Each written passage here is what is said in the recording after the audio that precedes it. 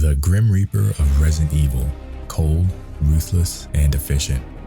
Though HUNK only makes a few canon appearances in the games, his sleek design and those piercing red eyes on his mask drew a lot of us in. He's really just a genuine mystery, but today we're going to be peeling back some of that mystery, if only just a little. Welcome to Resident Evil 101, the series that breaks down everyone and everything in the world of Resident Evil.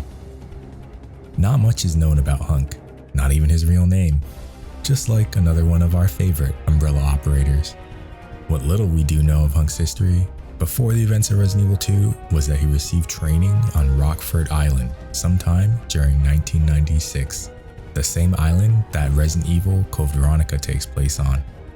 In just 2 years, HUNK led a number of successful missions, many of which he happened to be the only survivor upon returning.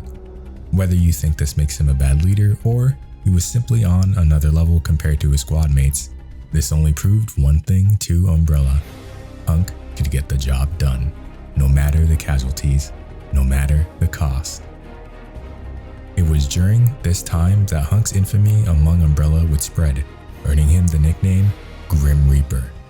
Because of these past successes, in 1998, HUNK was given a squad and sent on what would be the Umbrella Corporation's most important mission to date, and the mission that would begin their downfall, the mission known as Operation Nest Wrecker. On the night of September 22nd, Alpha Team, under the command of HUNK, were to infiltrate the Umbrella lab located underneath Raccoon City and retrieve the G-Virus from William Birkin. Birkin was the lead researcher behind the G-Virus who recently fell under suspicions from Umbrella HQ. An attempt to remove him from the project failed when he ordered his staff to ignore messages from HQ regarding the project and continued development despite funding being ceased, and over a 2-month period, he had 7 researchers detained or executed for sending reports back to HQ. Umbrella's spies within the US military also learned that he was in contact with them and offering to sell the G-Virus to the military. After Birkin ignored a direct order to respond to an investigation committee within 24 hours regarding this information, Umbrella HQ would send in the Alpha Team. After infiltrating the lab, the team cornered Birkin. HUNK initially ordered Birkin to accompany them along with the virus samples, but Birkin, who was overprotective of his work, refused to allow anyone to meddle with his life's work. Enraged, Birkin pulled out a handgun, leading one of HUNK's team members to shoot William against orders. With Birkin now presumed dead, HUNK collected the case and left the lab with the samples of the G-Virus, as well as the T-Virus. With their main objective complete, the team headed through the tram into the sewers to reach their extraction point. While en route, they were confronted by Birkin, who had injected himself with a sample of the G-Virus shortly after being shot. Birkin, now a horrifically mutated monster named G, pursued the Alpha Team and exacted revenge for brutally killing him, and in return he brutally murdered each member of Alpha Team, except for HUNK, who was knocked out during Birkin's rampage. During this carnage, the case with the virus samples was spilled. G then proceeded to consume the G-Virus samples while crushing the T-Virus samples, causing roaming sewer rats to be infected and eventually the sewer water contaminating the city's water supply. This is why, despite the G-Virus being superior, the T-Virus was mostly responsible for the outbreak, and why regular zombies and the like far outnumber the amount of G-infected enemies. About a week later, HUNK is spotted making his way through the sewers.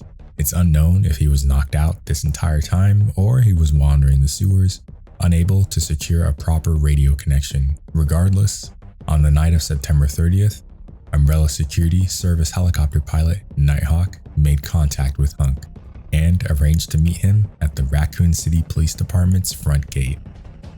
In a desperate attempt, HUNK made his way from the sewers all the way through the RPD, encountering tons of zombies, lickers, and even a tyrant, slowing him down.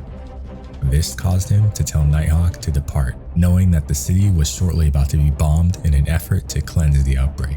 Despite facing the various infected and assuming his helicopter ride had evacuated the area, HUNK continued on, making it to the front gate, where he was surprised to see Nighthawk still waiting for him. HUNK angrily asked why Nighthawk came back for him, to which the latter sarcastically replied he wanted to meet the Grim Reaper. In the various epilogues of the original Resident Evil 3, the two even have a brief conversation where we can see HUNK's face. After escaping the city, HUNK would deliver the virus to Christine Henry. Now, who is Christine Henry, you're asking?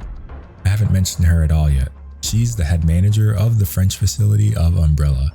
She's mentioned in a Nintendo 64 exclusive file, which is why there's no mention of her until now. A great attention to detail as well is the file never specifically mentions Umbrella, in case it was lost or one of the agents died along the way, which is where we find the file in the game.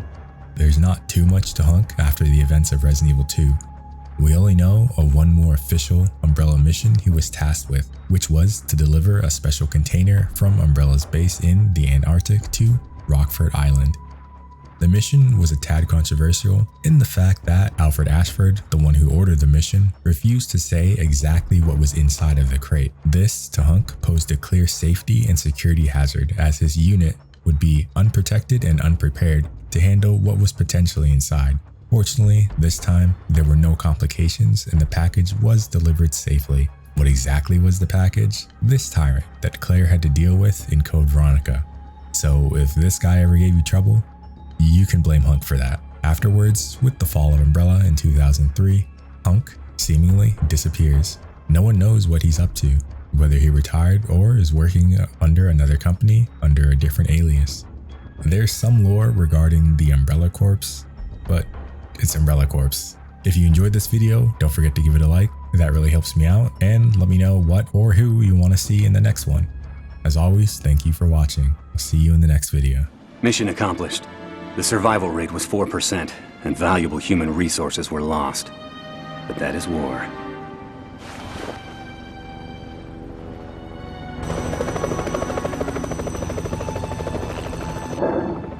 The mission objective takes priority over everything else. Holding to that principle is why I have never failed a mission. The death cannot die.